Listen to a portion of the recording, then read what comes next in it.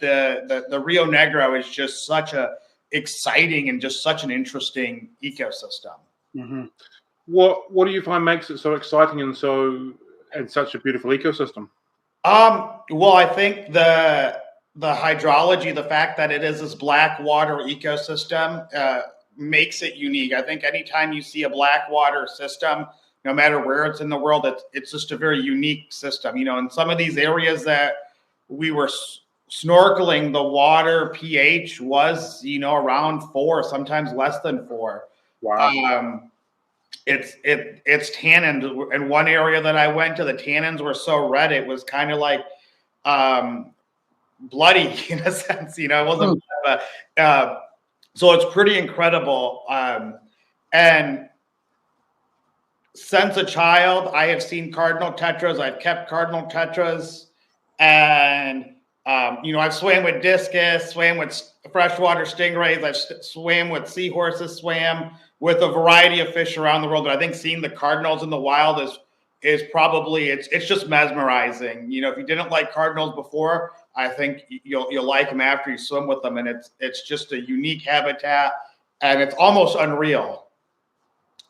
Another reason I do like it is at least where we went through on the river, the habitats seem to be more or less pristine than other places I have been to on the Amazon. So when you say habitats, are you talking about the aquatic habitats or people living along? When you look at habitats in any sort of a floodplain, but especially in any of these Amazonian floodplains, whether it's the Tapajos River, the Rio Negro, the Amazon, is the habitat for fish changes laterally.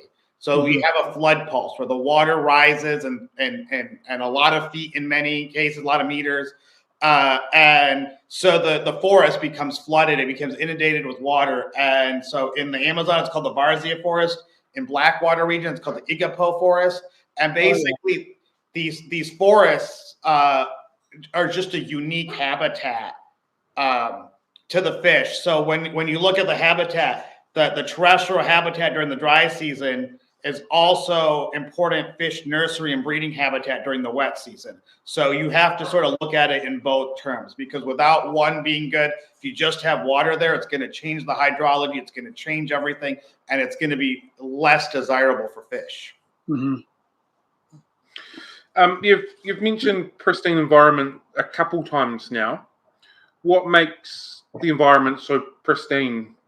I didn't see as much human alteration there. Right. Yep. That was, I think, the big thing.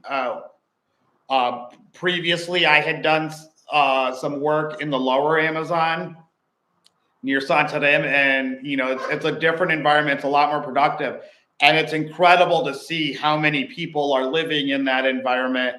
Cattle ranching, whether it's cows or water buffalo, is a lot more prevalent there, and that can shift the habitats. And even there's a lot of communities that are more or less in the food fisheries and the aquarium fisheries, but are working at managing their habitat the best that they can. So these people can be a very big tool at the protection as well. But I didn't see as many people there.